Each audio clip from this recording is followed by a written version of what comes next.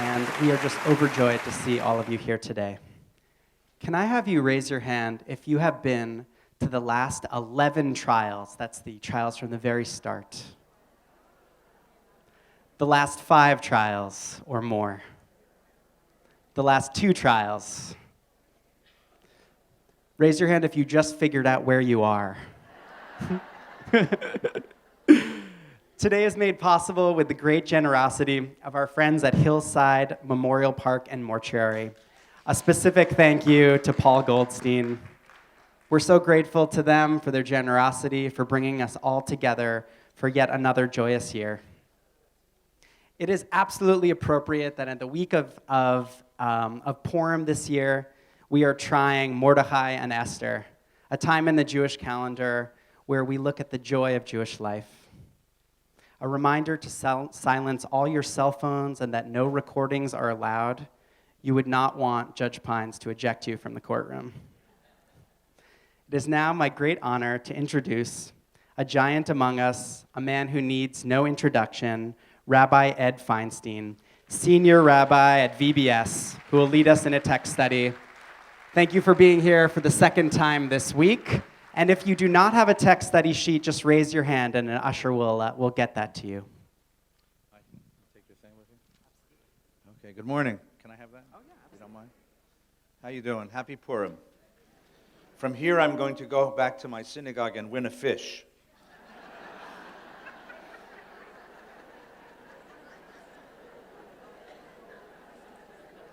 And if that fish lives till Passover, I will know it's a good year. Thank you. Okay, did everybody get the handout? We're going to learn the book of Esther together. The book of Esther is a short book that occurs at the end of the Hebrew Bible. The Hebrew Bible, you remember, has 3 parts. Torah, the first 5 books, are the most sacred part. Prophets, the next 8 books, are considered sacred. And then there's that third part called Ketuvim, which is much like my mother's garage. It was all the stuff that was too good to throw away, but not good enough to bring into the house. And in that third section of Ketuvim were 5 books called Megillot, 5 scrolls that were read on special Jewish holidays. This one, which is called the Megillah, is read on Purim because it's the center of the Purim holiday. The book of Ruth is read on Shavuot. The book of Lamentation, Eicha, is read on Tisha B'Av. The book of Kohelet, Ecclesiastes, is read on Sukkot, and the book of Song of Songs is read on Passover. Song of Songs, this very erotic book, after 2 seders and 2 nights of matzah, who isn't in the mood for love, right? Now we come to the book of Esther. This is one of the strangest books of the Bible, as you'll see very quickly. For one thing, the name of God appears nowhere in the book. For another thing, it is a strange, farcical, hysterical, ludicrous book. It begins with a 6-month drunken fest. My kind of religion. That's what I did as an undergraduate. And then it proceeds, as you'll see, to a ludicrous ending. The question is, why did they put a silly book into the Bible? And I'm going to try to make the case to you that this silly book contains one of the most serious messages of any book of the Bible. It's a very interesting strategy of communication. If you have to deliver very difficult bad news, do it in the form of a sugar-coated, fantasy, farcical, ludicrous book. And that's what we have in the book of Esther. We're going to focus today on 4, maybe 5 characters of the book of Esther. Let's begin at the beginning. It happened in the days of Ahasuerus. Ahasuerus is probably the king Artaxerxes. The king Artaxerxes, the great emperor of the Persian Empire. Artaxerxes, of course, is a Greek name. When you translate that name into its Persian original, and when it's overheard by someone who doesn't speak Persian, it sounds a little bit like a sneeze. Ahasuerus. Gesundheit. Thank you very much. Let's try that again. It happened in the days of Ahasuerus. Good. Now you're getting the idea. That Ahasuerus, who reigned over 127 provinces from India to Nubia. India is in the east. Nubia is Sudan or Ethiopia. In other words, he ruled the whole world. He was the king of the world. And right away, you get a sense of what we're about to deal with. In the book of Genesis and in the book of Exodus, and especially in the book of Deuteronomy, and in the books of the prophets, the world is ruled by a just and merciful God. A God who sets down order, cosmic order, natural order, and a moral order to the universe. The book of Esther demurs from that. It argues with that. The book of Esther says maybe that's what you believe ought to be, but that's not the way the world is. In fact, the world is ruled not by a God who is just and merciful, but by Achashverosh. And who is Achashverosh? Achashverosh occupied the royal throne in the fortress Shushan. Shushan was the name of the Persian capital. But if you write out Shushan in Hebrew letters, it's Sin Sin Vav Nun, which is Sason, which means happiness. He rules in Disneyland, the happiest place on earth.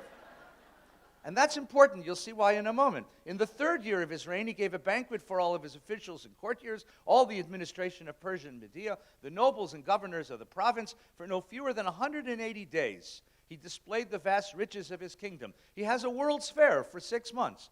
And at the end of the world's fair, he has a banquet for 7 days. A banquet, a wine banquet. In every scene of the book of Esther, Achashverosh occurs drunk.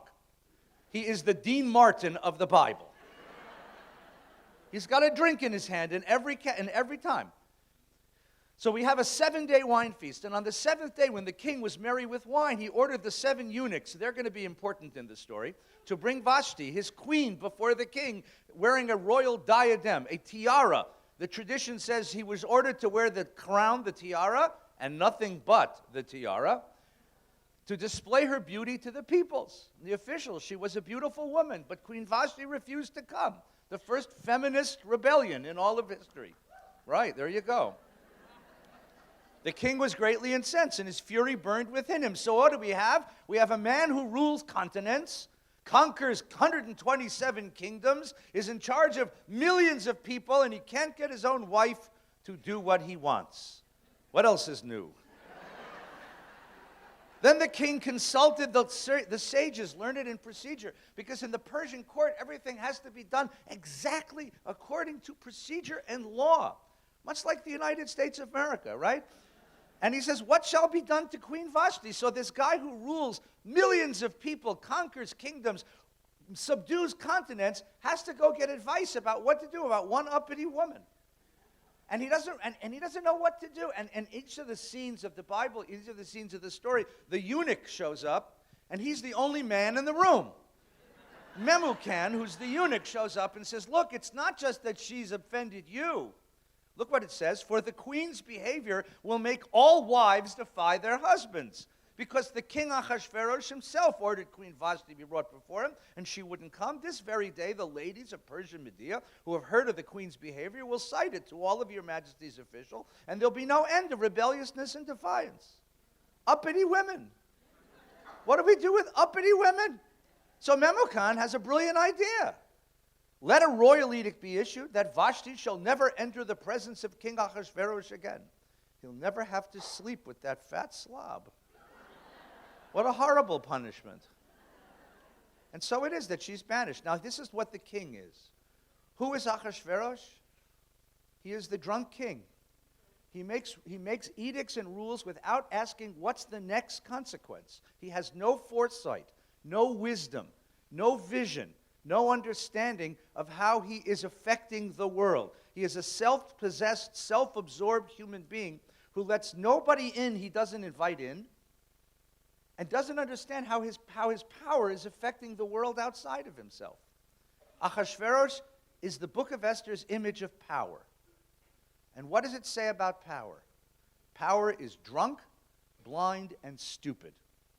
All power is drunk, blind, and stupid. Beware of power, because power doesn't think about the next stage, the next step. What are the consequences of its decisions? Now, why is power so stupid? Because power is surrounded by people who only tell power what it wants to hear. There's no flow of information from outside in. So power only, in order to come and see the king, we'll see this a little bit later in the story, you have to be invited in. In other words, he doesn't want to hear opinions that he doesn't want to hear. He doesn't want to hear ideas that are not his own ideas. He doesn't want to hear what's going on. He doesn't want to understand the consequences of his decisions. Power is drunk, blind, and stupid. Beware. And the world you live in is not governed by a just and merciful God. The world you live in is governed by Achashverosh. The word Purim in Persian means a toss of the dice, a turn of the wheel of fortune. This world is not governed by justice. This world is not governed by a moral order. It is all chance. The chilling lesson of the book of Esther is, and how do you live a life in a world where everything is up to chance, where there is no moral order? And that's the question. And it starts here with this silly, silly story. The guy who rules all these kingdoms is worried about getting rid of his one uppity wife. And then he discovers, of course, that once he's banished her, here's the consequence. He has to spend cold, lonely nights alone watching reruns. So what happens? Look at chapter 2. Sometime afterwards, when the anger of Ahasuerus subsided, he thought of Vashti. Oh my God, was she fun to be with. And what she had done. And what he decreed against her. And the servants come and they say, well, we have a better idea. Let beautiful young virgins be sought out for your majesty. Let your majesty appoint officers in every province. Assemble all the beautiful young virgins in the fortress Shushan, in the harem under the supervision of Hegai, the king's eunuch, guardian of the women. Now there's a job you might aspire to. Only one problem with that job. It requires a certain level of commitment.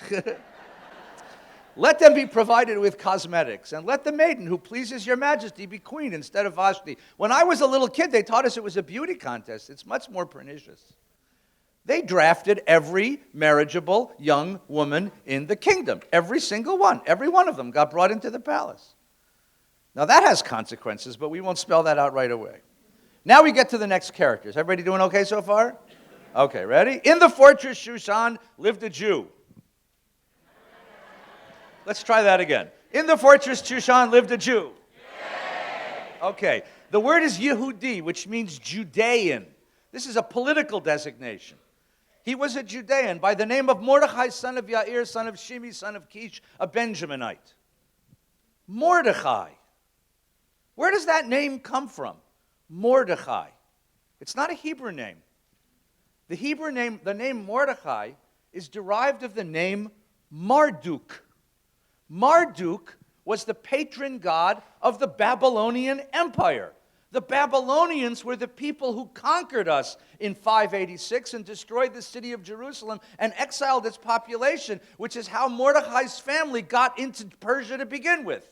The Babylonians conquered Jerusalem and exile its population. The Persians take over Babylon and move its population farther east to Shushan. In other words, you have here a fourth-generation diaspora Jew who is already naming their children for the gods of the people who conquered us. What does that say about the identity of this community?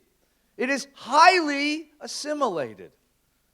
What do you have to be to name your kids after the gods of the people who conquered you? Mordechai, son of Shimi, son of Kish, Benjaminite, his family had been exiled from Jerusalem, and he was taken. And he was the foster father to Hadassah, whose name was Esther. Now, she has two names. Some of you have two names. You have an English name and a Hebrew name. Some of you have a Yiddish name. You have an inside name. My family called me Itzik Moshe. And when I went to kindergarten, and the teacher said, "What's your name?" I said, "Itzik Moshe." She said, "It can't be. Your name is Edward." I said, "Who the hell is Edward?" So I went home to my mother, and I said, "What is Edward?" And Mom said, "I named you for the Prince of England. You know, I wanted you to have a name on the outside. Edward, right?" My brother's name is Lawrence. The third brother's name is Stephen. And then the fourth one, they relented. He's Jeremy, right? But this is how it goes. This is 4 generations of assimilation, right? Abraham and Sarah Fege come from the old country. They move to the Lower East Side, and then the family moves to Brooklyn or Boyle Heights, and Abraham and Sarah Fege give birth to Sheila and Irving. And Sheila and Irving give birth to Robert and Nancy, who give birth to Brett and Jennifer. Now, in Brett and Jennifer, you have 2 choices now, right? Either they give birth to Whitney and Crystal, right? Or, what's more likely, which is happening in my school, is they give birth to Abraham and Sarah Fege, right? I'm going to offend you all, but I have all these little kids now. I have all these little girls named Sydney. Someone called me for a baby naming. I said, "What's the kid's name going to be?" "Sydney Greenberg." I said, sounds like a lawyer, with a guy with a cigar, Sydnee, right? Isn't that clever? I said, what's her Hebrew name? Surah Fega. So we're back. It's okay. Now, she has two names. Her inner name is Hadassah. She was named for her mother's favorite organization. And her outer name is Esther. Hadassah is a Hebrew name. It means myrtle branch. It's a fragrant branch. What is Esther? Esther is derived from Astarte. Astarte was the goddess of fertility of the Babylonian pantheon, of the Mesopotamian pantheon, also named for the gods of the people who conquered us. She was her uncle's daughter. She had neither mother nor father. She was shapely and beautiful, of course, right? Father, this is Bess Meyerson, right? Father and Oliver Shalom. She died this year, so we remember her. And Mordecai adopted her as the daughter. When the king's order was proclaimed, many girls were assembled. Esther, too, was taken. She was furnished with her cosmetics, taken to the harem. Esther did not reveal her people or her kindred, for Mordecai told her not to reveal it. Don't tell him you're Jewish. Now, isn't that interesting? You may be named Mordecai for Marduk. You may be 4 generations in diaspora. You may be an important member of the community, but you're still not totally comfortable that they're not going to judge you if they find out that you're Jewish. Just keep your yarmulke under the baseball cap and keep your mouth shut. It's just not totally comfortable. When each girl's turn came to King Ahasuerus, at the end of 12 months' treatment, prescribed periods spent for beautifying them, 6 months with oil of myrrh and 6 months with perfume. In other words, each girl is marinated in Chanel No. 5 for a year. You just marinate the girl in Chanel No. 5 for a year. And then each girl goes in. She goes in the evening and she leaves in the morning. It's the origin of the walk of shame, And in the morning, she wouldn't go again until the king wanted her. And when her turn for Esther went, she went to the king. She won the admiration of all who saw her. She was taken to King Ahasuerus in the royal palace in the 10th month, the month of Tevet, the 7th year of his reign. The king loved Esther more than all the other women, and she won his grace and favor more than all the other virgins. So he set a royal diadem on her head and made her queen instead of Vashti. All right. So now we have the queen, and we have a Jewish girl in the palace. We got Mordecai in the gates of the community as a leader in the community, and now we get the drama. Are you ready? Sometime after that, King Ahasuerus promoted Haman. That was good. Son of Hammedatha the Agagite. Agagite is not something you put on your countertops instead of granite. That means he was descendant of a man named Agag. Agag was the king of the Amalekites. Amalek, or the Amalekites, were the perennial and symbolic enemies of the Jewish people. And we have an obligation, according to the Torah, to not only blot them out, but to blot their name out from the world, which is why you boo when you hear Haman. You're blotting his name out from the world. You're fulfilling the biblical commandment. He advanced him and seated him higher than any of the fellow officials. The king's courtiers in the palace knelt and bowed down to him, for such was the king's order. But Mordecai would not kneel or bow down. Why not? When we all learned as kids, because he was Jewish. But you can bow as long as you're not acknowledging him as a god. You go visit the Queen of England, you're allowed to bow. You're not making her god. This was deeper than that. Could be that they had a personal rivalry. After all, Mordecai was also an important man in the kingdom. Could be that they just hated each other. Could be that Mordecai knew his background and would not acknowledge him because he was a descendant of Amalek. For whatever reason, the king's courtiers asked why, and they spoke to him day after day. They told Haman to see if Mordecai's resolve would prevail, for he explained that he was a Jew. When Haman saw that Mordecai would not kneel or bow down low, Haman was filled with rage, and he disdained to lay hands on Mordecai alone. Having been told who Mordecai's people were, Haman plotted to do away with all the Jews. His gripe is with Mordecai. But to show Mordecai who's boss, he's going to waste all the Jews of Persia. He's going to take out the whole mishpacha. And now he goes to Ahasuerus. He casts the pur. He tries to figure out which day to do it on using the dice. Remember Nancy Reagan had an astrologer? That's where it comes from. The idea that you want to consult the stars to see when's the best time to off the Jews of Persia. And it turns out that it was Wednesday. It was actually Tuesday. It was the 13th of Adar. And now Haman makes one of the most important speeches to Ahasuerus. Listen to this speech. It's at the bottom of the page. Haman said to Ahasuerus, "There is a certain people scattered and dispersed among the other peoples in the province of your realm, whose laws are different from those of any other people, who do not obey the king's laws, and it is not in your majesty's interest to tolerate them. If it please your majesty, let an edict be drawn for their destruction, and I will pay 10,000 talents of silver to the stewards for deposit in the royal treasury.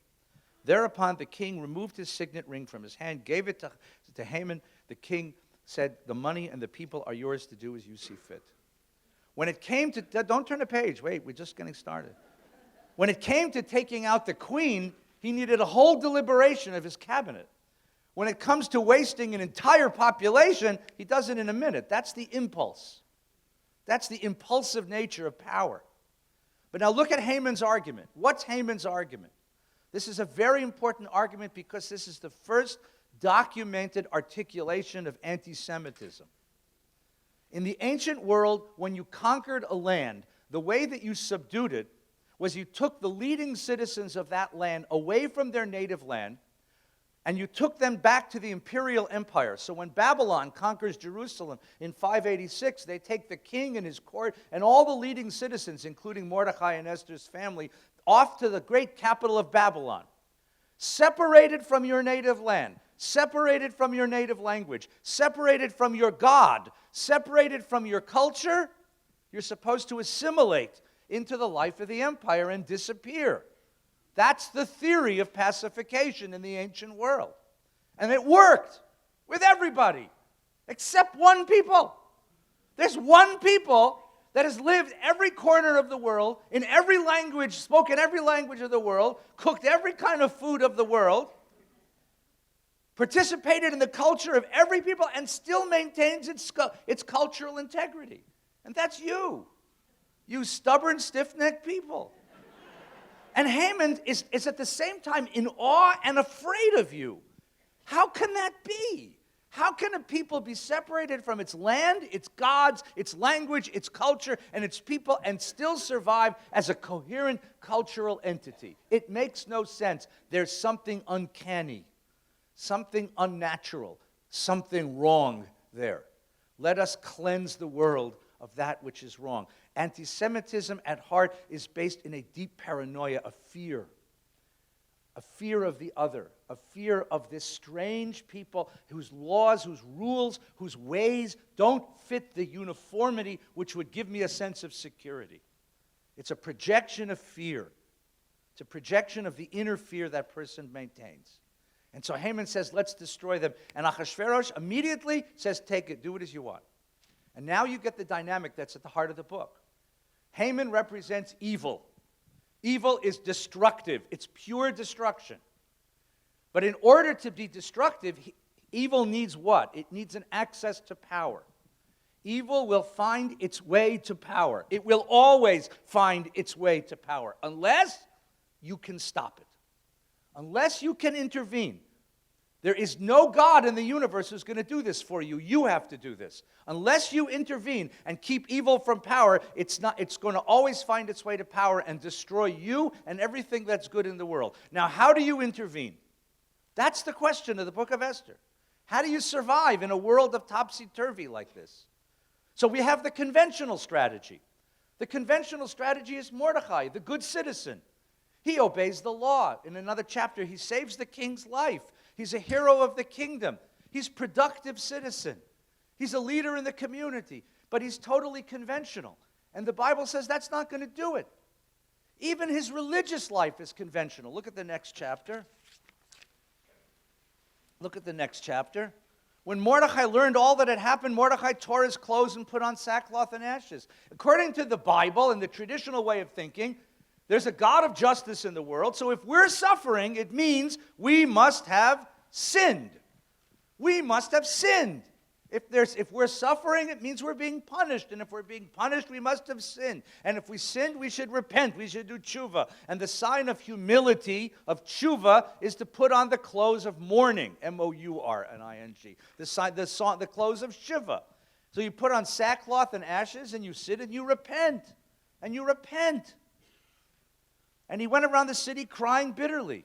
And in every province of the king's command reached, there was great mourning among the Jews, with fasting and weeping and wailing, and everyone laying about in sackcloth and ashes. They prayed, they fasted, they repented. Didn't help. Nothing happened. Why not? Well, here's why not. Anybody here have a kid or a grandkid at home who watches Disney movies? Don't raise your hand. All of you do, right? Go home and ask your grandchild who watches Disney movies the following question. What Disney movie takes place in the Middle East and has these four characters? A silly king, his evil advisor, a brave hero from outside the palace, and a beautiful princess. And the kids will all say, Aladdin! Aladdin! We have the king, Jafar. Aladdin is the hero, and the beautiful princess Jasmine. Aladdin. Sound familiar? The king, Ahasuerus, Haman, Mordecai, and Esther. Same four characters. Same story. Aladdin and Esther come from the same literary roots, a literary genre called Persian court dramas, which were very popular in the ancient world.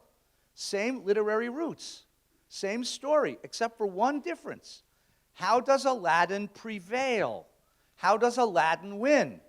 He finds a lamp, and when he rubs the lamp, what happens? The genie comes out. And if you like the Disney version of the story, the genie is voiced by the great Robin Williams, blessed memory, right? Right? The genie, it's the funniest character in the book, in the movie. The genie comes and gives him 3 wishes. And using his 3 wishes, he defeats the aims of Jafar, and he wins the day. He saves Jasmine, and he saves the kingdom from Jafar. So we ought to have a genie in the story, right? Mordecai ought to rub a lamp, and a genie ought to come out and say, what would you like? Was magst? A Yiddish-speaking genie, and we ought to save the day, right? Now, if you were casting it, if you have Mordecai and Esther, you got the king, and you have Haman, who should play the genie in the Bible? God. God should play the role of genie and say to Mordecai, what do you want? He did it in the Pesach story. You're about to start cleaning. You should know the story. Right? The people of Israel cry to God that our slavery is too bitter. God sends Moses. Moses stands before Pharaoh, says, let my people go. This is familiar to you, right? 10 horrific plagues fall down from heaven and save the Jewish people. We ought to have the same thing happen, right? 10 plagues ought to fall on Haman's house. And that should be the end of the story. It should be, be a wonderful story. But it doesn't happen. It doesn't happen. Why doesn't it happen? That's the point of the book. That's what makes the book so poignant. God is not your genie. God doesn't fulfill wishes from lamps. God doesn't. You want to be saved from Haman? You want to keep evil from power and doing its destruction? You're going to have to find another way. Because God isn't showing up. In the world as we know it, says the book of Esther, in the world as we live it, no sticks that turn into snakes, no burning bushes, no splitting seas, no horrific plagues from heaven. You want to get out of slavery? You want to save the world? You want to keep evil from power? You're going to have to find another way. That's a bitter lesson. It's the counterpart to the Passover story. It's the counterpart to the Passover story. Mordecai learns this very quickly. So where's he going to go? He has to go to Esther. She's the inside man or woman, right? So what does she do? Ready? We're on third page, chapter 4, right? He comes to the palace gate screaming and crying. When Esther's maidens and eunuchs came and informed her, the queen was greatly agitated. Now, informed her of what?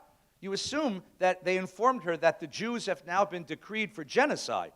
You believe that's what she's worried about. She's got to be agitated about her family being murdered, right? Nope. She sent clothing for Mordecai to wear. What was her problem? She's been living in the palace now 9 years.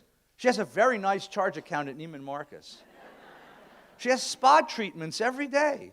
She has a beautiful wardrobe and a lovely life. And all of a sudden, there comes this lunatic at the palace gate, ranting and raving and wearing rags. You can't do that. You're going to ruin my gig. You're like, shut up. Shut up. And of course, she lives in the palace, so what does she know? Every problem can be solved with, it's like on daytime television. Every problem can be solved with a makeover. Let's get a new haircut, new clothes. We'll make him over. You ever watch daytime television? Yeah. I had the flu. I watched the whole week of daytime. It's unbelievable. Any problem you got, your kids don't talk to you, you're out of work, you're starving, you have no prospects in your life, a makeover! You're beautiful. It's gorgeous. Take some clothes. Shut up. Thereupon Esther summoned the eunuch, and he had him go out to Mordecai, and Mordecai told her. She doesn't know. The palace doesn't know about the decree because the palace is hermetically sealed. It's hermetically sealed. So he comes to her and says, we are going to be destroyed, all of us. Genocide on the Jews of Persia. And what does she say in return? Esther told Hatatch to take back the following message. How much time we got? Another hour and a half. Good. Okay. All the king's courtiers and the people of the king's provinces know that if any person, man or woman, enters the king's presence in the inner court without having been summoned, there's one law for him, that he be put to death. Only if the king extends the golden scepter to him may he live. I haven't been summoned to visit the king for the last 30 days. She repeats to him palace speak. He says, we are condemned to die. She says, oh, I can't go to the king. I haven't been called. If I get called, something bad might happen. It's like there's such a dissymmetry between the two. And he realizes what's happening. What's happened? The closer to power you get, the more like power you become. The more oblivious you become. The closer to the core of power you are, the more lunatic you become, the more ridiculous you become. You live in the world of the inner life of the palace. You forget that there's a world outside. And she's quoting palace speak to him. And the question is, how does he wake her up and say, you have a responsibility. You have a need. There is a world out here, and it's depending on you. How does he wake her up? So this is what he says. 3 claims. See which one you think is the one that did it. Number 1, he says to her at the bottom of the page, do not imagine that you of all the Jews will escape with your life by being in the king's palace. Honey, you can't pass forever. Someday they're going to find out who you are, and you will die like the rest of us. Number 2, on the contrary, if you keep silent in this crisis, relief and deliverance will come to the Jews from another quarter, while you and your father's house will perish. If you keep quiet and you sit there in the palace, knowing that outside the walls of the palace, the Jews of Persia are slaughtered, what will that do to you? You will be alone in the kingdom and have no one who knows your inner life. And finally, he says to her, and who knows, perhaps you've attained to royal position for just such a crisis. This is the meaning of your existence. This is the reason all this has happened. This is the reason why you are where you are. You were born for this moment. And suddenly, Esther wakes up. And she said, I will go. Fast for me 3 days, and I will go to see the king. And now we'll resolve the program. Turn the page. Now, the next chapter I'm going to read twice. The first time I'm going to read it is it's just innocuous, but then the second time you can see the sort of deeper inner meaning. On the 3rd day, Esther put on royal apparel and stood in the inner court of the king's palace, facing the king's palace, while the king was sitting on his royal throne, and the throne room faced the entrance of the palace. As soon as the king saw Queen Esther stand in court, she won his favor. So she was worried about not coming in with permission. It turns out that's not a problem. She won his favor. The king extended the golden scepter. Esther approached, touched the tip of the scepter. What troubles you? What is your request? Half the kingdom, it shall be granted you. If it please your majesty, let your majesty and Haman come today to the feast I've prepared. The king commanded, tell Haman to hurry and do Esther's bidding. So the king and Haman came to the feast that Esther had prepared. Okay, simple, right? What happened? He's a middle-aged man. What do middle-aged men do first thing in the morning? They sit on the throne.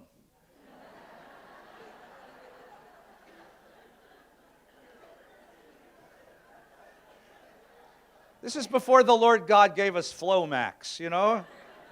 He sat on this throne for a long time. And if you're sitting on the throne, with the golden scepter in your hand, as it were, right? So on the 3rd day, I didn't write that. It says it here. Filthy people. On the 3rd day, she put on her royal apparel. I'm sure she did. And stood in the inner court facing, and as soon as the king saw her, she won his favor and extended the golden scepter. And she touched the tip of the scepter. What troubles you, Queen Esther, the king asked. What's your request? Half the kingdom.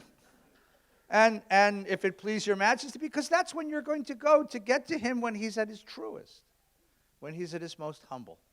So there's a wine feast set up. Haman and the king are coming to the wine feast. What is Haman thinking? He's thinking, I must be somebody awfully special to be invited to the private chambers of the queen, to sit with the king and the queen alone in their presence. I must be someone special. And what he doesn't know is, well, everything in this story is what somebody doesn't know, is he doesn't know what's about to come down. So the king and Haman went to the wine feast. On the second day, the king asked Esther at the wine feast. You have to imagine the scene, right? Remember those old 1940s, 50s, 60s movies about Eastern, about Oriental, Eastern kind of life? Remember Sinbad the Sailor? Or even the court scenes in the Ten Commandments, right?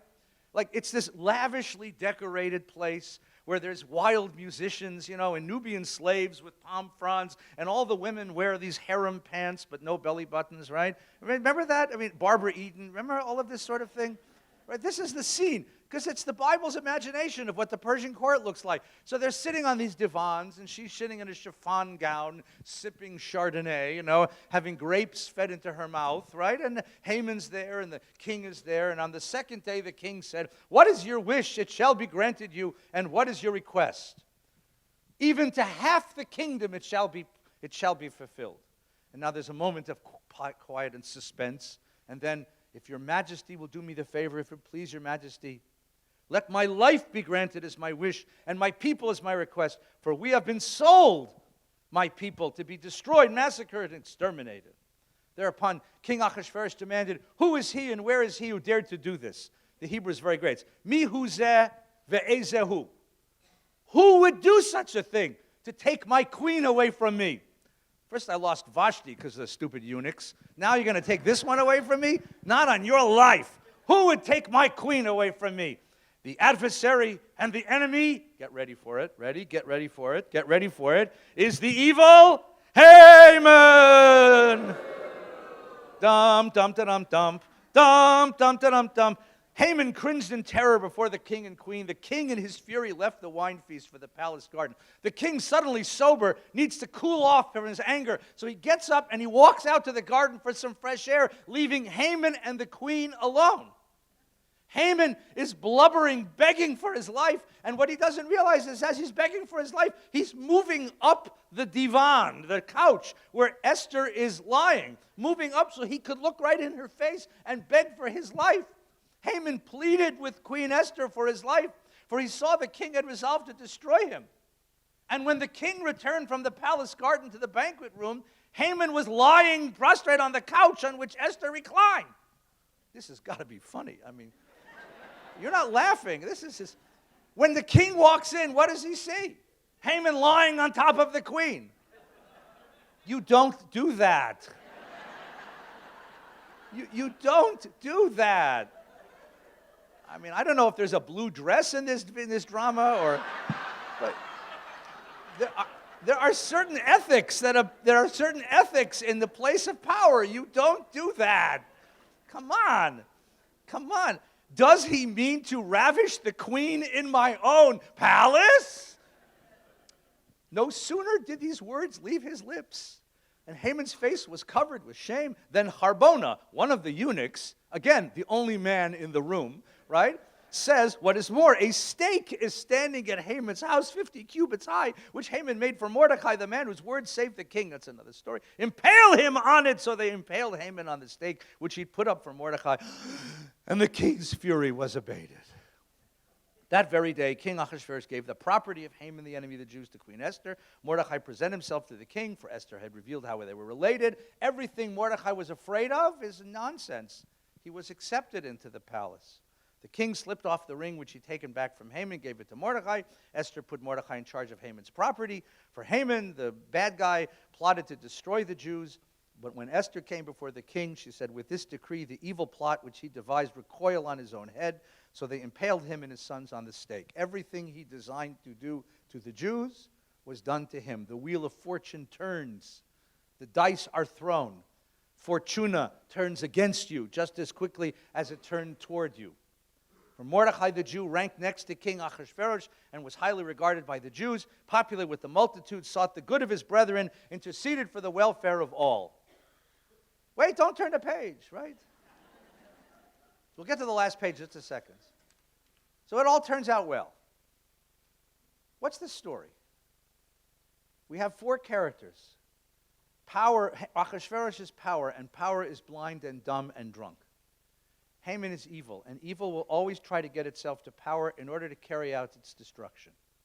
And now we have 2 different strategies. The Mordechai strategy is the conventional strategy.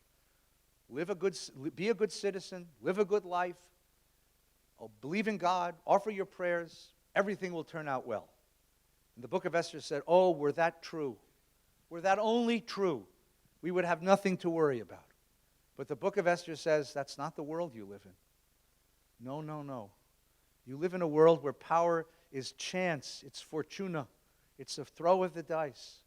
You have to have a different strategy. And here's a strategy for the survival of people in a world governed by chance. You have to become intimate with power.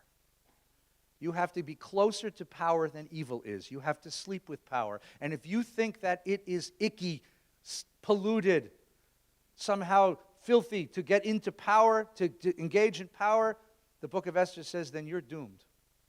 You will never be able to protect yourself. Only those who are willing to crawl into bed with power have the ability to be closer to power than evil and resist the power of evil. But there's a paradox. And the paradox is the closer you get to power, the more you forgot why you were sent. The closer you get to power, the more you forget who you are. The closer you get to power, the more oblivious you become. The more like Ahasuerus you become.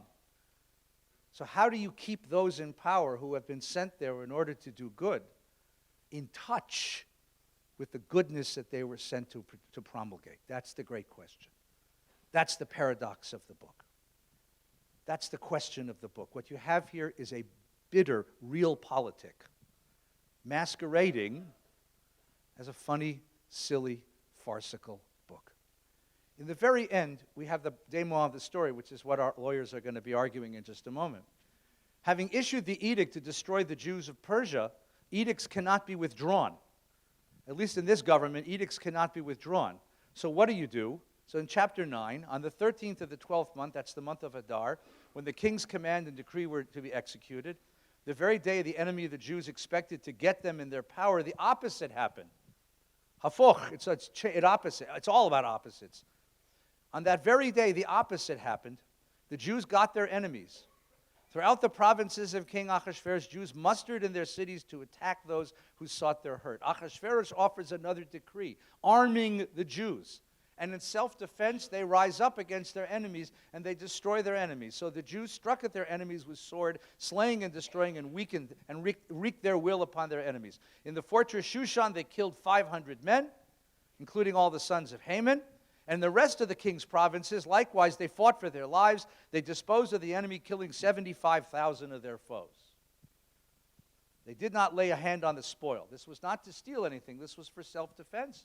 But 75,000 is an awful lot of people. That was the 13th day of the month of Adar. That was Wednesday. That's what you did Wednesday, right? You went next door and burned the house of your neighbors, right? And they rested on the 14th and made a day of feasting and merrymaking, a holiday and occasion for sending gifts to one another. So here's the question at the end. The question in the book is, the question our lawyers are going to argue is that the proper way to defend yourself? The question of the book really is this the fantasy of a downtrodden minority that someday we'll rise up and take out our vengeance against our enemies? What is self-defense and what is vengeance? And where is the line between self-defense and vengeance? But in the farcical nature of the story, the question remains, how are you going to keep evil from finding its way into the bed of power? Good luck today.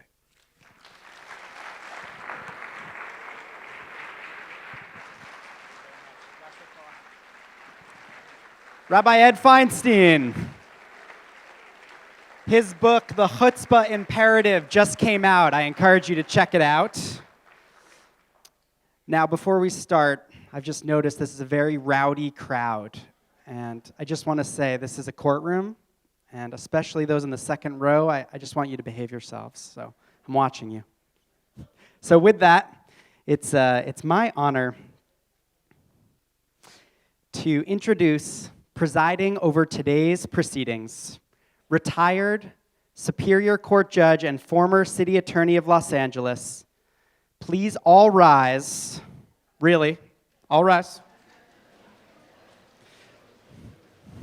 For the Honorable Judge Burt Pines.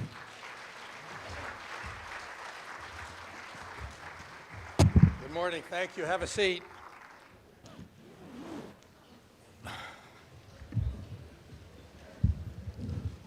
It's my pleasure again to be here to preside over this trial. This is the 5th time that I have had this honor and the 12th trial in this series at this institution. When I was here the last time, I had heard that was going to be the last trial, but by popular demand, here we are again. Now, I think there may be some people here who have not previously served as jurors in this proceeding. For you new people, I want to mention that this trial is different from any trial you'll ever participate in as a juror. First of all, the defendants are not with us today, Mordecai and Esther. There are no witnesses. The evidence is basically the reading that you have before you. We're basically going to proceed without any witnesses, but to argument in this case. You as jurors have all been qualified. We understand that you can all be independent, fair, and objective in this case, so we don't have to spend any time on what's called voir dire, and we can proceed. The reason these events are so popular, and we always have a sold-out crowd, is because of the advocates that we have with us today who have participated in this program during these entire last 12 times that it's been done. Two of the most prominent professors, advocates, scholars in our profession, and I'm pleased to welcome them now, Professor Laurie Levenson and Dean Erwin Chemerinsky.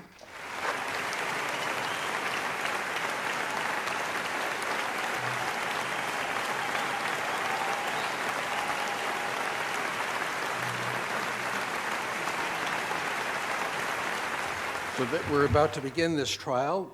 This is the trial of Mordecai and Esther. They're being charged with the murder of 75,000 Persians. They're charged with conspiracy to commit murder, and they're charged with inciting a riot. For the prosecution, for the people, is Professor Laurie Levenson,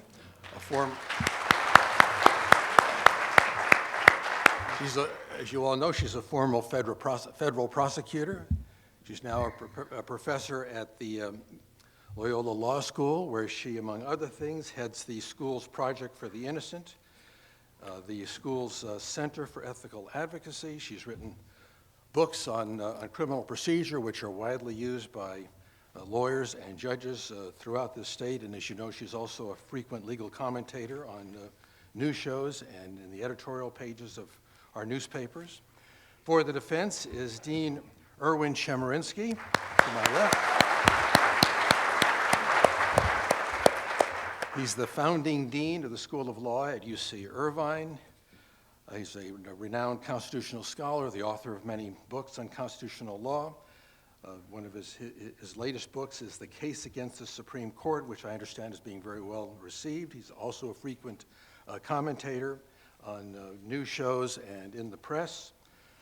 I got to meet him when he was the head of the LA City Charter Reform Commission a number of years back, and did a tremendous job there. I could say a lot more about each of these individuals, but without any further ado, we're going to begin the case. So the trial will commence, and we'll proceed to argument. Professor, you may now argue the case for the prosecution.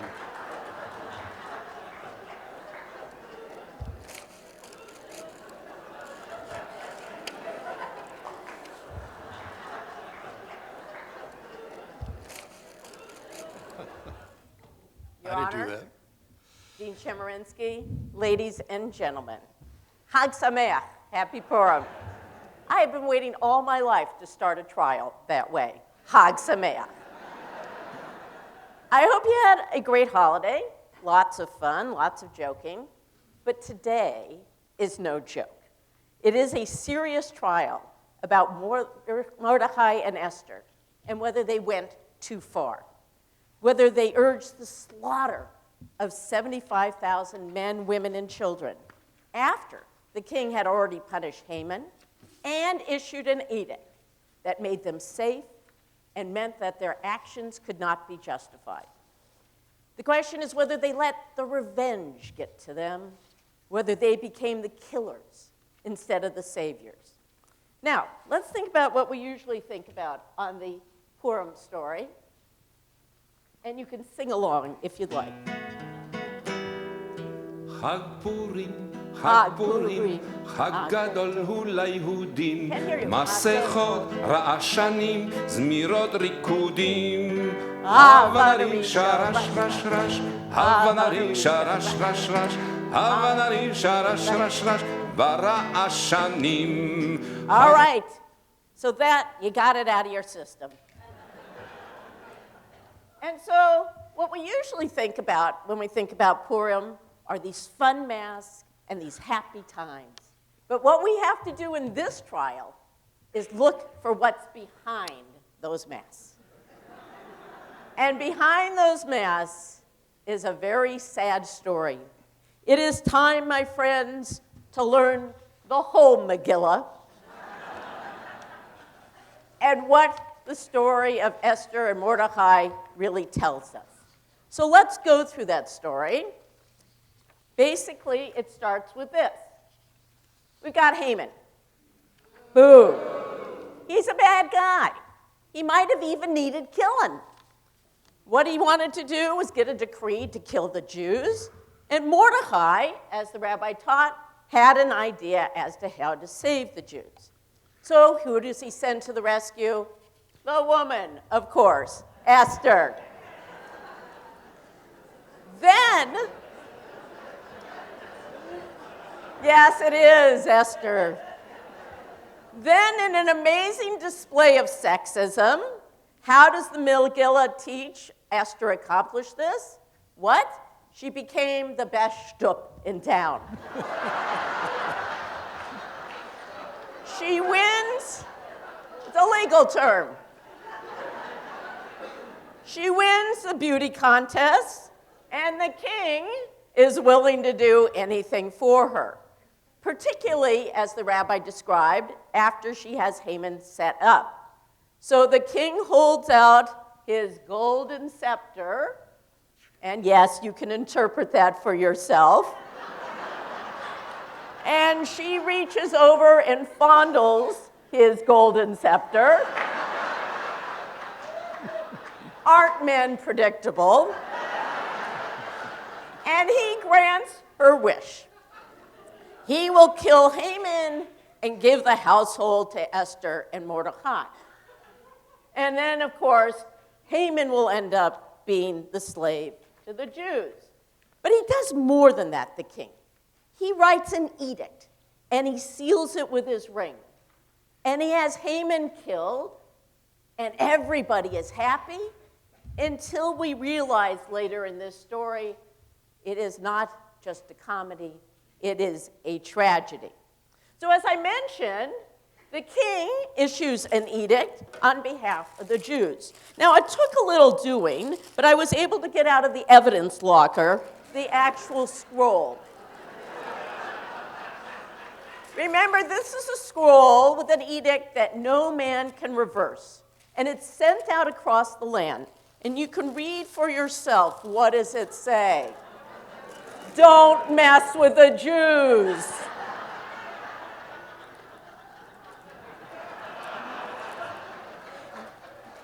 He says that everybody has the right to defend themselves and that they should not be touched. And then he has Haman killed and his 10 sons as well.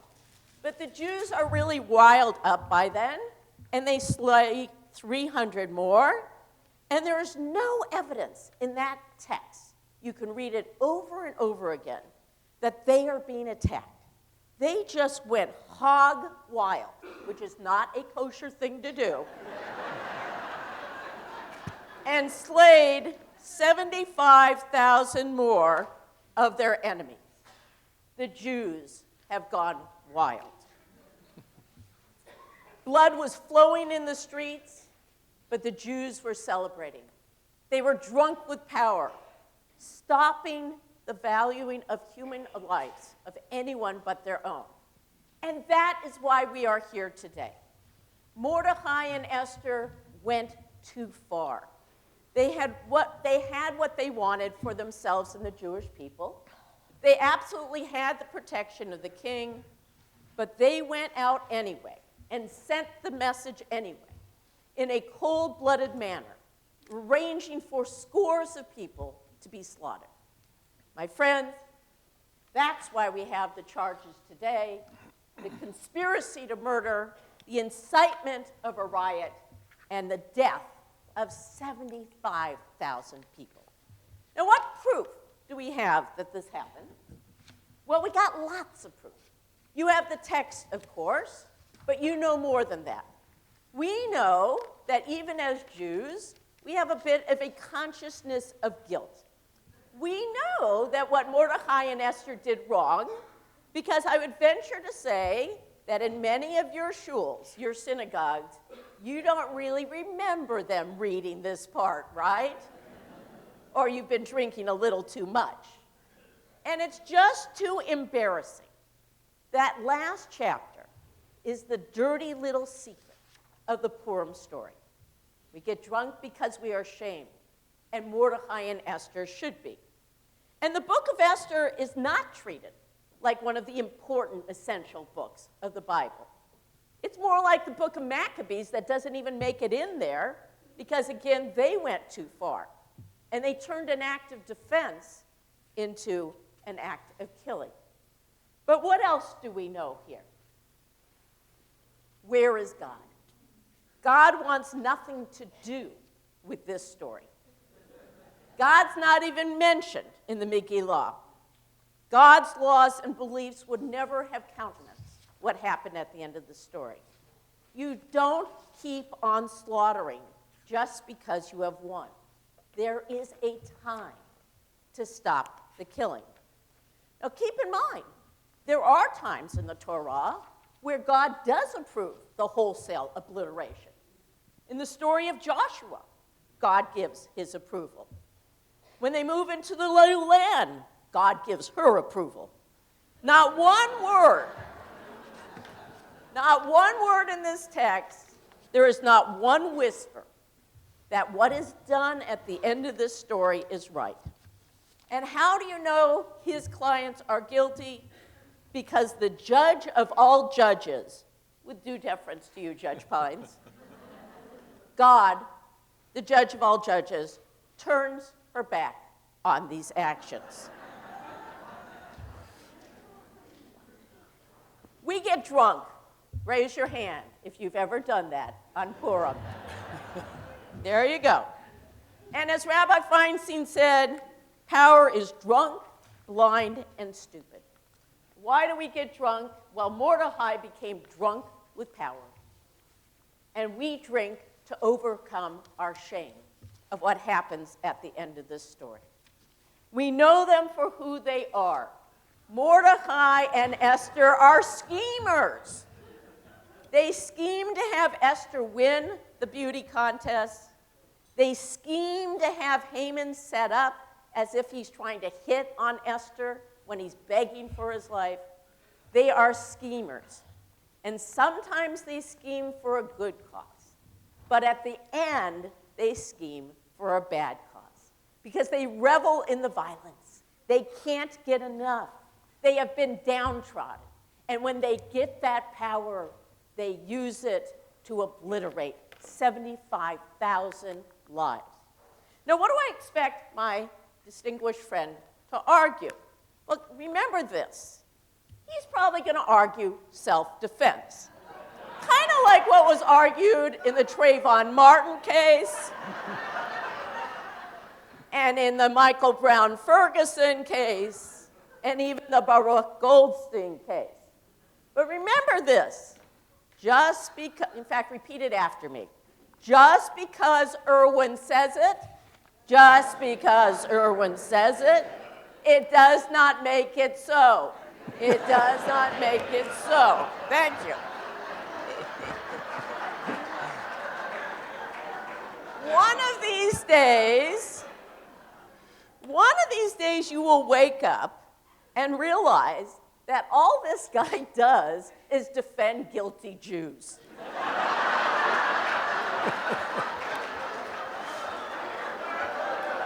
It's kind of embarrassing.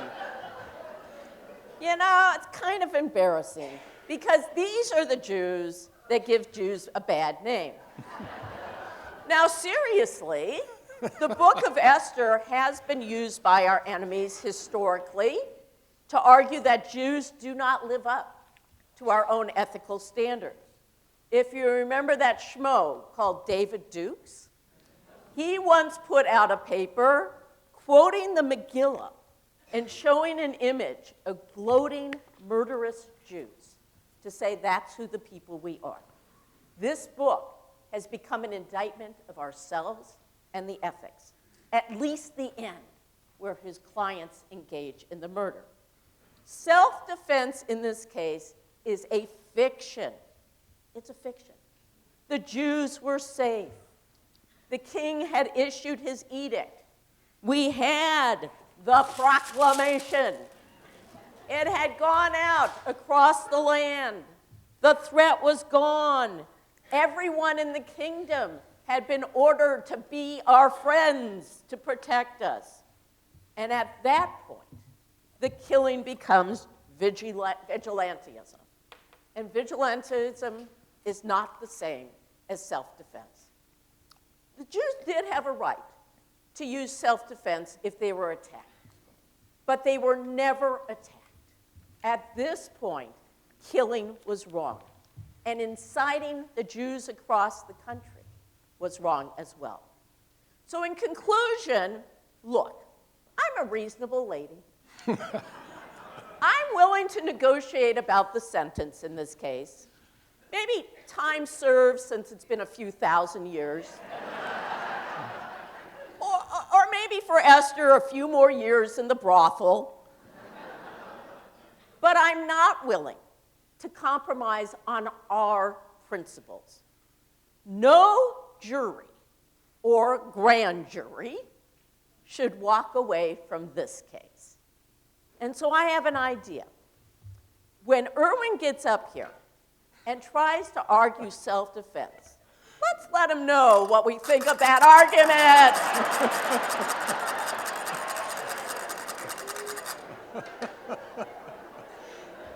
Ladies and gentlemen, killing is wrong. Scheming to do it is wrong.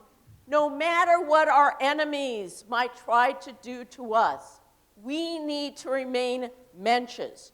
We need to follow the law. Vengeance is not self-defense. The defendants are guilty, guilty, guilty. Thank you.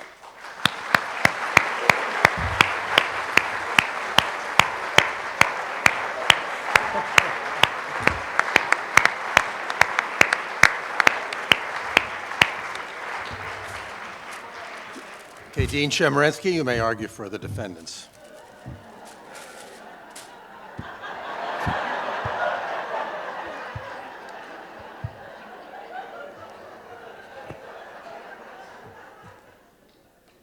Ladies and gentlemen of the jury, good morning. It's an honor and a pleasure to be before you again. It's always a privilege to appear before Judge Pines, and it's always wonderful to be with Laurie Levenson. Isn't she terrific? Misguided, but terrific. She wants you to believe that King Ahasuerus knew English, a language that wasn't originated for a few thousand years.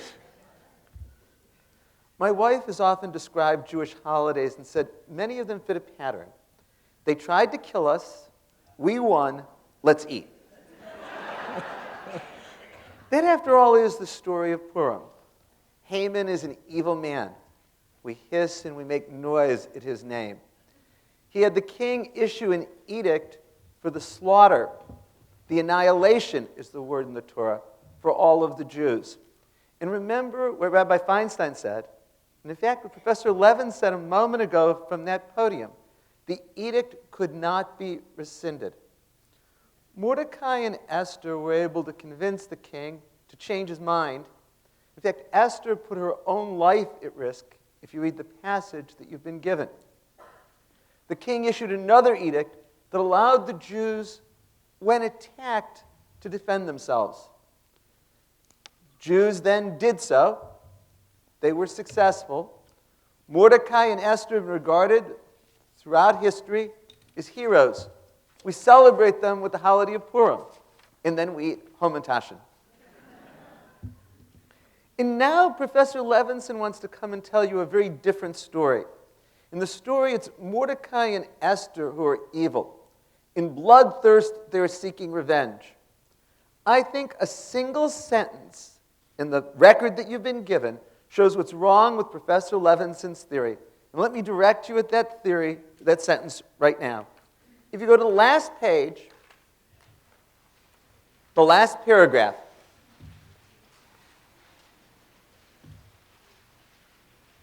it says, the rest of the Jews, those in the king's provinces, likewise mustered and fought for their lives. And it is from that, then, the next sentence points to the killing that occurred. It is the very fact that your record says they had to fight for their lives, and the killing resulted from that shows why the verdict here, for all counts, has to be not guilty. I actually think that this case turns on a single question that each of you must ask yourselves. If Franklin Roosevelt or Harry Truman or more aptly Winston Churchill had been tried in California court under California law for the killings that were done in World War II, how would each of you have voted as a juror? The answer seems to me obvious. All of us would have voted not guilty. And what I'd like to do in my few minutes with you this morning is explain why that's all of our intuitions and why it's the right intuition and why the same verdict is appropriate with regard to Mordecai and Esther. And so what I want to do is make three simple points. First, that killing is an inevitable part of war. Second, that therefore we don't use the criminal law to try those who are involved in war. It's never been done. It never should be done. The third, we have different law that applies. It's the law of war. And under the law of war, killing is permitted so long as it's proportionate to the threat. And if you read the text that you were given, including the sentence I've just pointed to, what was done here was proportionate to the threat. That's why the only possible verdict on all counts is not guilty. Now, I don't have a PowerPoint for you. I still have not learned to use PowerPoint. And admittedly, I don't have much humor. I never have as much humor as Professor Levenson. I actually tried going online this morning and looking up Purim jokes.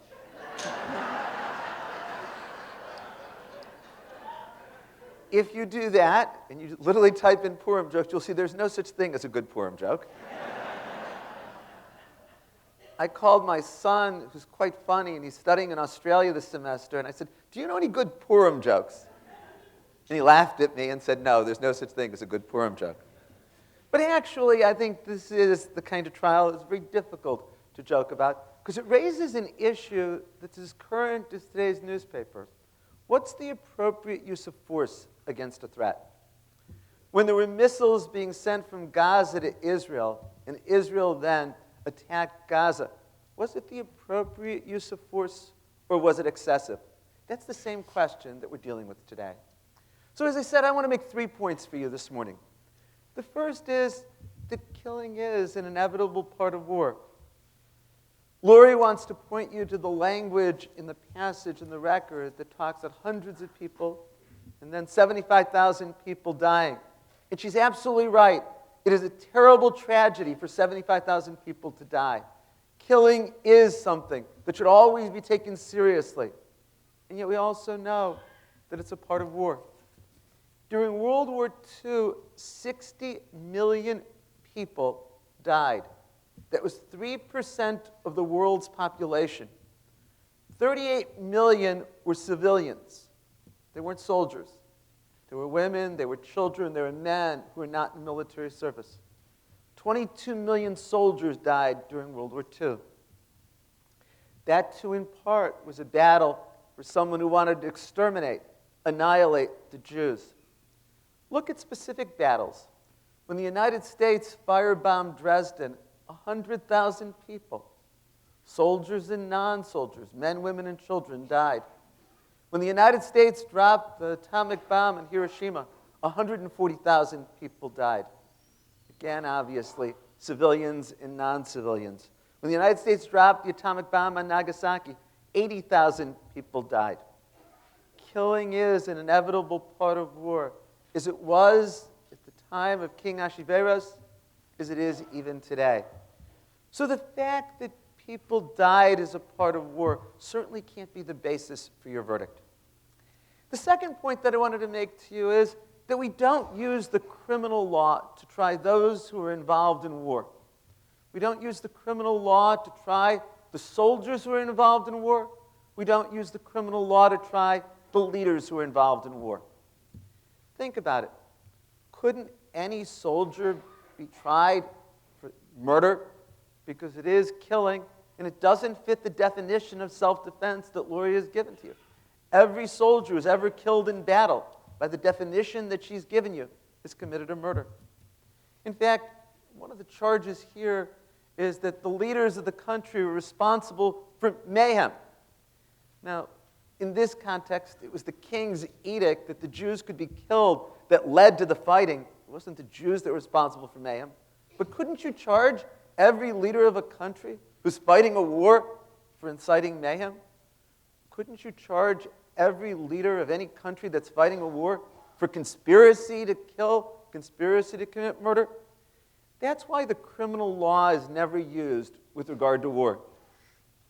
In fact, I would challenge the prosecutor here to show you one example in the history of California, that's the criminal law you're applying, where a soldier or a leader was prosecuted for what was done in war.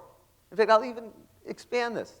I would challenge you to show one instance in which the criminal law was used against a leader of the United States or a foreign country for the fighting of war. Now, I'm not suggesting to you that no law applies. I'm not saying that somebody can do anything or engage in vengeful actions. But I'm saying it's not the criminal law that applies. That alone explains why you have to vote not guilty on all charges. There's another law that applies here, and it's the law of war. And under the law of war, it's clear that actions must be proportionate to the threat. That's really the question that you have to focus on here. Were the actions of Esther and Mordecai proportionate to the threat that they faced? This idea of proportionality goes all the way back to the Torah as well. In Deuteronomy, it says, "When you march up to attack a city, make its people an offer of peace. If they accept and open their gates, all the people in it should be subject to forced labor and shall work for you. If they refuse to make peace and engage you in battle, lay siege to the city." Over time, international law has developed, and there has been a law of war that's developed.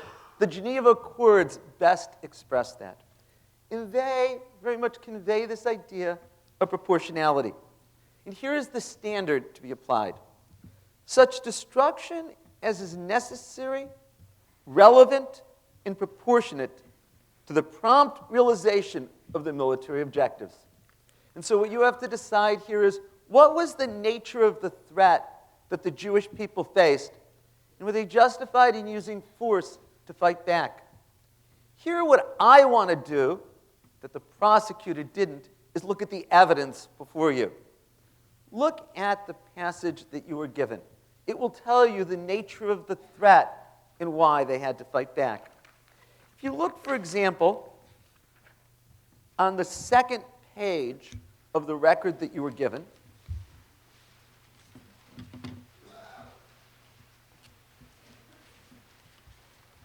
next to the last paragraph on the page, next to that line of that paragraph, it said, Haman plotted to do away with all the Jews, Mordecai's people. If you look at the next paragraph, the last on page 2 of the record, it says, about 5 lines to the bottom of the page, if it please your majesty, let an edict drawn for the destruction, and I will pay 10,000 talents of silver to the stewards for deposit in the royal treasury. And it says, thereupon the king did the things that were necessary for this. And the king said, the money and the people are yours to do as you see fit. We saw what he wanted to do was to exterminate the Jewish people. In fact, at the top of the next page, first paragraph, fourth line at the end. Accordingly, written instructions were dispatched by couriers to all the king's provinces to destroy, massacre, and exterminate all the Jews, young and old, children and women, on a single day, and then it identifies the day, and to plunder their possessions. Never was this edict rescinded. Read the entire record that you were given. Nowhere does it say it was rescinded. In fact, Rabbi Feinstein told us this morning it couldn't be rescinded. Laurie Levenson stood at that podium and told you it couldn't be rescinded. This was the edict that the Jews had to fight against, one to exterminate the Jewish people. And so, if you look on the next page, page 4, the next to the last paragraph, it says, for Haman, the foe of all the Jews, had plotted to destroy the Jews with the intent to crush and exterminate them. That is what the Jews had to fight against. So now the question for you is, was this proportionate to the threat? Was the violence that they used appropriate? In the way in which Laurie expressed it, could this be seen as self-defense? Laurie says the threat was over, but there's no indication the threat was over. The edict had never been rescinded. In fact, there's every reason to believe that the Jews were attacked. Look again at the sentence that I began with. The rest of the Jews, those in the king's provinces, likewise, mustered and fought for their lives. They disposed of their enemies, killing 75,000 of their foes, but not lay hands on the spoil.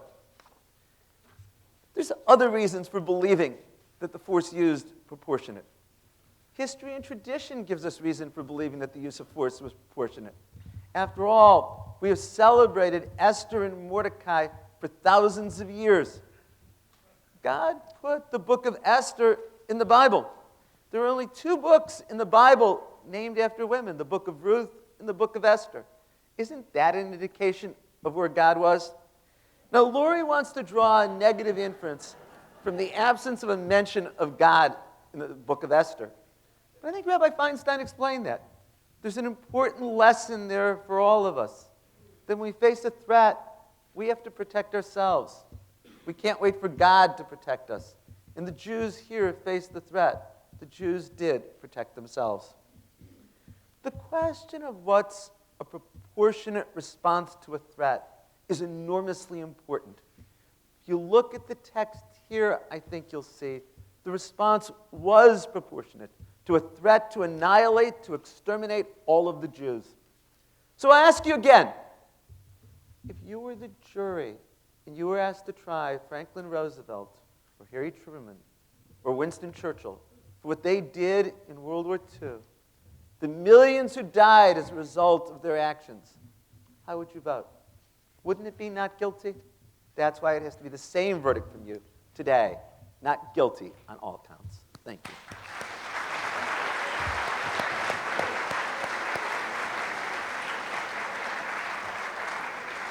Okay. Professor Levenson, your rebuttal. Your Honor.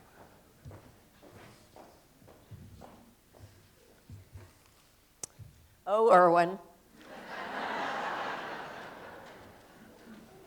Ladies and gentlemen, don't misunderstand me.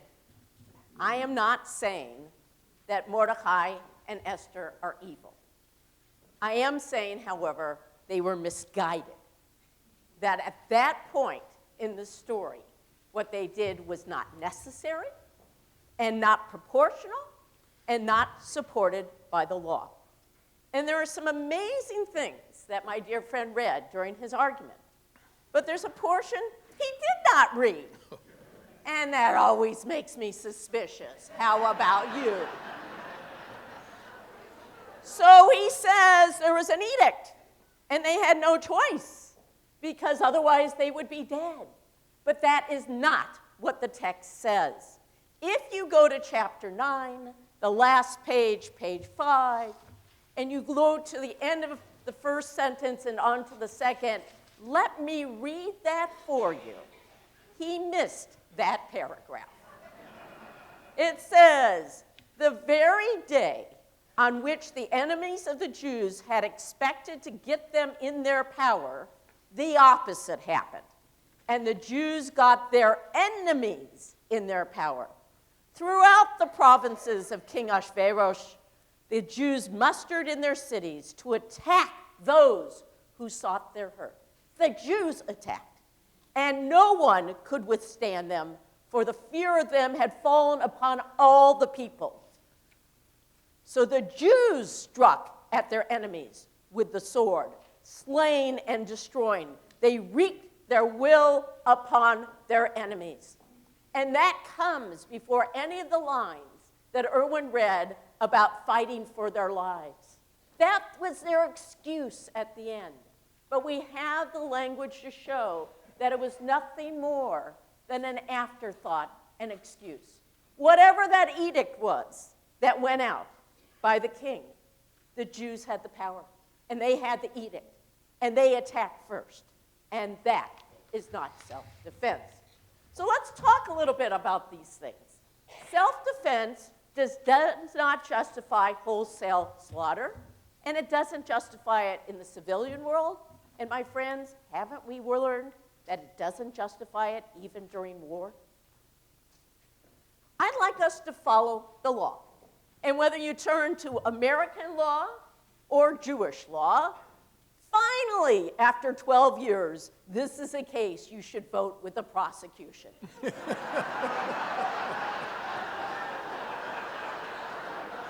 So, I have been thinking about passing out pre-marked verdict forms. Let's think a minute about American law. And American law, as read to you by our distinguished jurist, isn't he handsome? It's a picture of you, Your Honor. Requires that the defendants must reasonably believe that he or others is in imminent danger. Now, I just read to you that the Jews have been out there slaughtering everybody. They are not in imminent danger. And then when they are, they must use no more force than is necessary. So if you thought they really needed to kill everybody, do you think there'd be this one little line, oh, we fought for our lives? Or do you think there would be the description of the slaughter that we see often in our writings? And finally, keep in mind that under American law, as read to by the judge, belief in future harm is not sufficient. So even if they thought, oh, we're going to have to fight for our lives because there's this edict, that doesn't qualify. Because belief in future harm is not sufficient, no matter how great or how likely the harm is believed to be. That is the law. Self-defense, the taking of a human life, even that of your enemies, is only allowed when you have no other choices. And they had other choices in this situation. And then in an amazing display of, I think the legal term is chutzpah, my dear friend says, look, you know, we should really look at, ask her, has there ever been a case where we try people because during a time of war, they've done things that have crossed the line. And I always look to the smartest guy in the room to answer that question. So, we've been in a war, a so-called war on terror. And we've done bad things, not even necessarily as bad as killing somebody, but we've been torturing people. And in that situation, my distinguished friend writes, and he's not just writing this about a leader or a soldier, he's actually writing this about a law professor who had advocated torture. All who planned, and all who implemented, and all who carried out the torture should be, read with me, criminally prosecuted. How else do we as a society express our outrage? How else do we deter it in the future? Except by criminal prosecutions. I guess he forgot. How many more deaths and how many more riots will it take before the Supreme Court changes the course? I think Dean Chemerinsky is right. People should be criminally prosecuted when they violate the laws of war and the laws of our country. So, where does that leave us? Let's think about those laws of war. Under American and international laws of war, first rule, no preemptive strikes. We don't strike because we think these have been our enemies, they have an edict, someday they're going to come after us. And I read you the paragraph that said they did just that. So if you don't want to go to the end paragraph, go to the earlier one. Once hostilities are over, you cannot seek revenge. You must end the bloodshed. And speaking of the United Nations Charter, the initiation of armed conflict, that is being the first to break the peace when no armed act has yet occurred, is not permitted by the UN Charter. So, yeah, Haman wanted bad things, and he got an edict to go out. And it's scary that bad things might have happened, but they didn't, and they hadn't. There are no revenge killings. We don't live in a world of make my day. And in case you were wondering, Jewish law. One day we will try cases under Jewish law.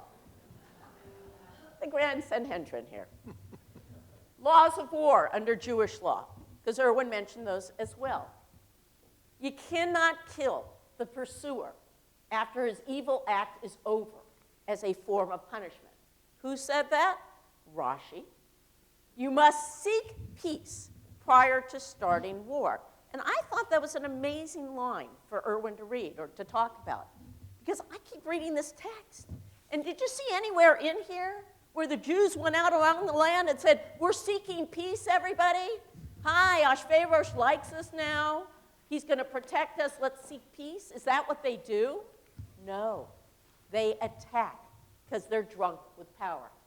And then our laws, our Jewish laws say, you must use the legal term rachmanas.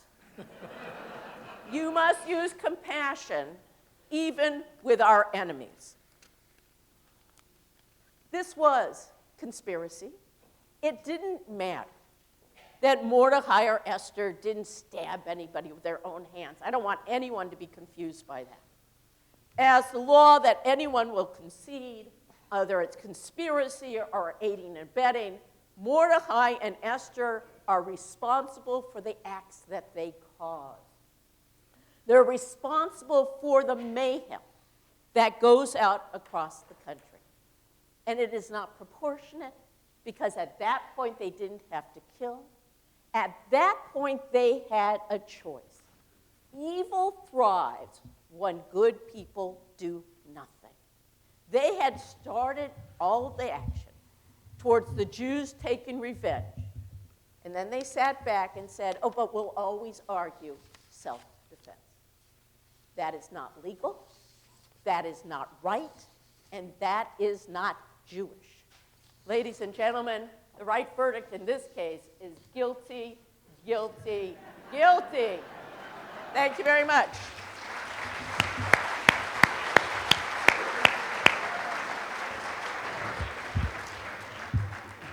Dean Chemerinsky, final words from the defense.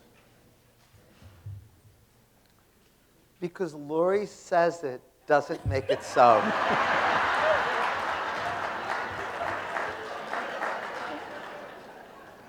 There is an astounding discrepancy between how Laurie characterizes the record and the evidence before you. You should look at the record before you. It doesn't say what she just said it says. Now, in fact, what I want to do is begin by pointing your attention to the verdict form that you're going to have to fill out. I want to go from the bottom to the top. The bottom charge is inciting a riot. I'm not exactly sure what we mean by the riot here. There's no riot described in the passage. What is described is a war, a battle that occurred, a battle to save the Jews from extermination. What incited that riot in the passage that you have? The king, at the urging of Haman, issued an edict for the extermination of the Jews. Then there was an edict that authorized the Jews to fight back once they were attacked.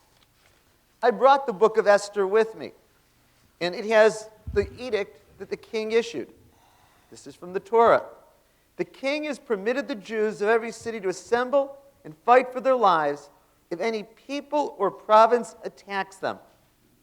And so what incited the riot here? The initial edict from the king to annihilate the Jews. You can't blame Esther and Mordecai for that. So as to that charge, it has to be not guilty. Going up, on the count of murder is charged in the indictment. This should be an easy one. Mordecai and Esther didn't kill anyone in the passage before you. They did not commit a murder. Now, what Professor Levenson just said was, through conspiracy, they were responsible for killing of others. Her words were, through aiding and abetting, they were responsible for aiding others. And I'll get to that in a moment. That's the first charge. But Esther and Mordecai did not murder anyone in the evidence before you. So you have to vote not guilty as to that. So what this really is about is conspiracy to commit murder. And really what it's about is, was it a proportionate use of force to the threat? And Professor Levenson, for all of her eloquence and all of her humor, never can deny that the edict was to annihilate the Jews. And that edict was not and could not be rescinded. So what does Professor Levenson say to you? And how does it correspond or not correspond to the record before you? She says it was the Jews that initiated the fighting. And she points you to the top paragraph on page 5. Read that paragraph. Read it over and over again. It doesn't tell you who began the fighting. All it says was, the very day on which the enemies of the Jews had expected to get them in the power, the opposite happened, and the Jews got their enemies in their power. That just says the enemies expected to win, but the Jews won. It doesn't tell you who fired the first shot. Now, even if it was the Jews that fired the first shot, if they faced this edict for their annihilation, they didn't have to wait until the sword came down on them to fight back. If somebody is pointing a gun at another, that is self-defense to respond. Nothing in this paragraph indicates that it was the Jews that began the fight. But in fact, since they were responding to the edict, everything they did was appropriate. Next, Professor Levenson wants to say that there was the wholesale slaughter. She liked that phrase. She used it a lot. But it, again, takes the language out of context. I in no way lessen the importance of 75,000 deaths. But notice again the last paragraph. To me, that's the most important. The rest of the Jews, those in the king's provinces, likewise mustered and fought for their lives. They disposed of their enemies, killing 75,000 of their foes. The fact that the death of the foes follows from their fighting for their lives shows it wasn't wholesale slaughter. It was defending themselves, responding to a threat. It's why I began by saying that inevitably in war, there's death. You think about the deaths that occurred in World War II. It's very much like in numbers, the kind of deaths we're talking about here. Laurie says there has to be imminent danger. Well, again, the edict had been issued to exterminate and annihilate the Jews. The rabbi told you, Professor Levenson told you, there was an edict that could not be and was not rescinded. Read your record. Is there any phrase that indicates that that edict was rescinded? If there's an edict to annihilate the Jews and it's in place, don't the Jews have the right to defend themselves? And wasn't it then a proportionate use of force? And she says, no more force than necessary. Well, where is the indication in this passage that there was any force used more than necessary? Find me one word in this passage that indicates that more force was used than necessary. We don't use the criminal law to prosecute the leaders who lead the wars. We don't use the criminal law to prosecute soldiers. We do have a law of war. And the law of war says the amount of force has to be proportionate. Now, as in any trial, criminal sort, you're going to be instructed that you can find the defendant guilty only if there's proof beyond a reasonable doubt. So what do you need to conclude here? That there's proof beyond a reasonable doubt that the amount of force used here was not proportionate to the threat. You cannot possibly do that based on the record that you have before you. The Jews faced annihilation and extermination, and they fought back. That's what this story is about. That's why all through history we've celebrated Mordecai and Esther. I began my remarks by saying to you, if you were a jury, would you have convicted Franklin Roosevelt, Harry Truman, Winston Churchill? They were responsible for the killing of millions of people. But we believe that it was justified under the circumstances. If you read the record here closely, you'll come to the same conclusion. That's why the only possible verdict on all counts, not guilty.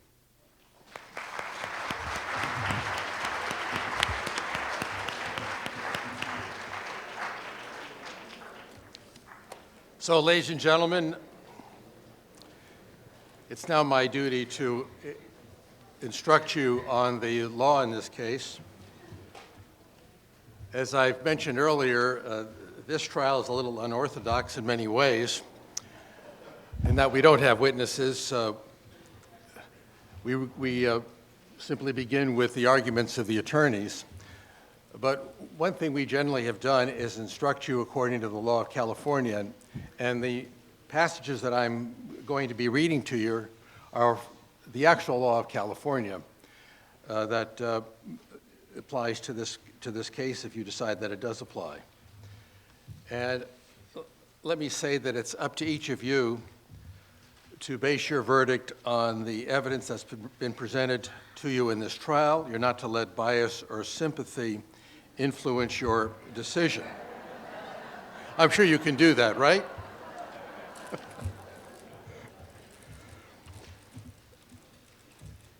In our American system of justice, when it comes to crimes, we require the prosecution to prove the prosecution's case beyond a reasonable doubt and also presume that the defendant or defendants are innocent. I'm going to give you the definition of proof beyond a reasonable doubt. That's proof that leaves you with an abiding conviction that the charge is true. The evidence need not eliminate all possible doubt because everything in life is open to some possible or imaginary doubt.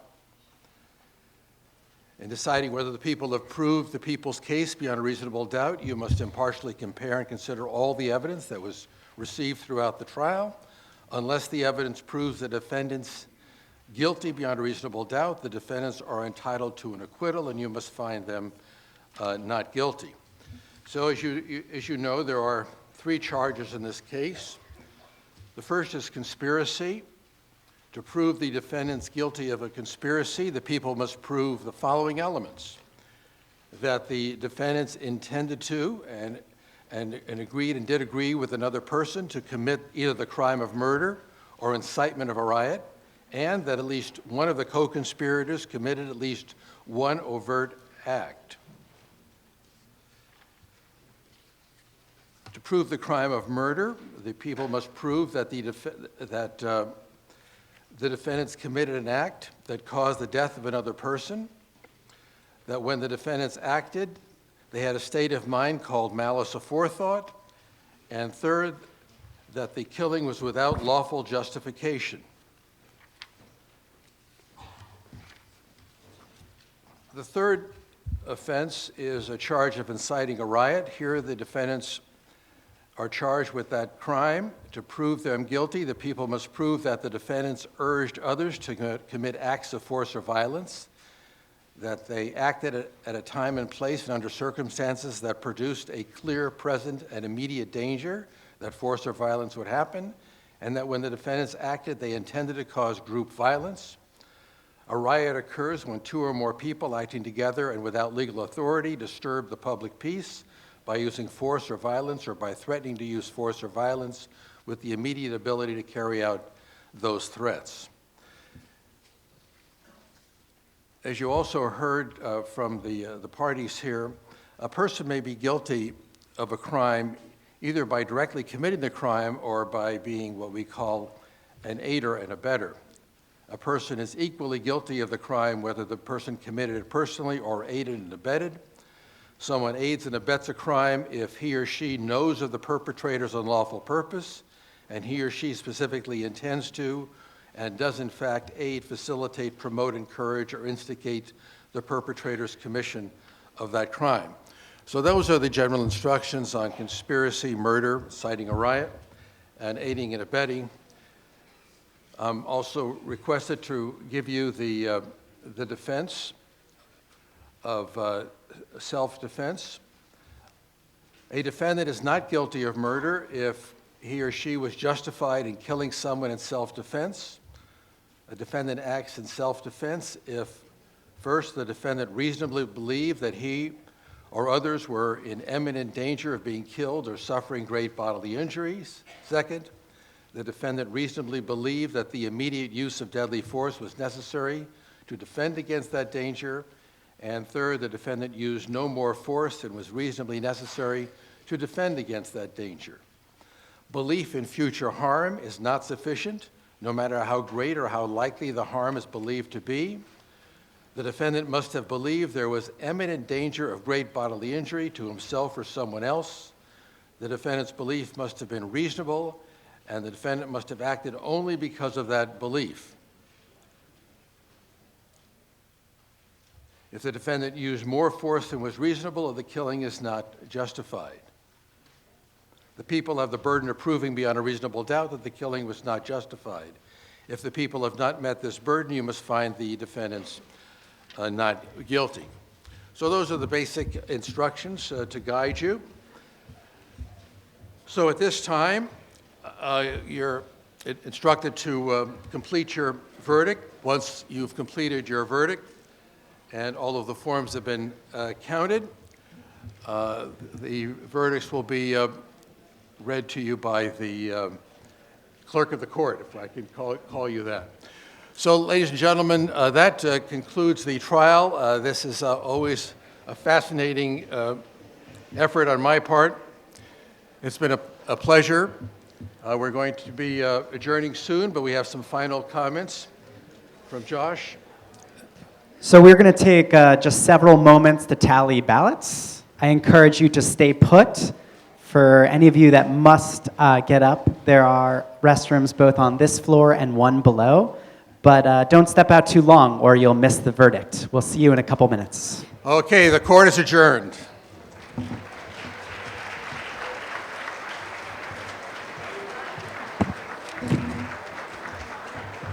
Well, now that I have a captive audience to hold you one more moment, I just want to thank you all for being here today. And shameless plug, we have an excellent season of events coming up this spring. Barney Frank is joining us to speak about his new memoir on March 26th. I hope you'll come for that and many of our other wonderful events. So, with all of that said, I know I'm holding you captive. I'd like to introduce Jeff Schaefer, the Director of Sales at Hillside Memorial Park and Mortuary. He's been serving Jewish families for 2.5 years, and I'd once again like to thank Hillside for their generosity in making today possible.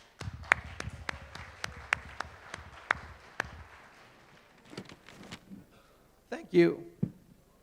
Hillside Memorial Park is grateful for the opportunity to sponsor this iconic event for a decade, and it never disappoints. All of Hollywood's great trial dramas can't compare. Most of you may be familiar with what we do at Hillside. I would like to share with you some of the programs we support our community with throughout the year. Our annual Kever Avot service, Mother's Day and Father's Day remembrance services, Geniza book burials, and youth educational model funerals. We extend an invitation for all of you to stop by for a visit. We can even introduce some of our distinguished residents to you on a Hillside Distinguished Residents Tour. I would especially like to thank Josh, Rabbi Gary Oren, and Dr. Robert Wexler for having the confidence in Hillside as a supporter of the continuing education program that serves so many in the community. Now to the verdict. You, the jury, find not guilty on all 3 counts.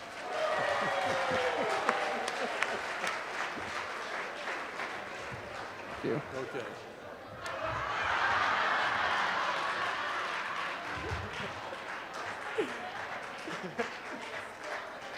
Please put your hands together for our wonderful team here today.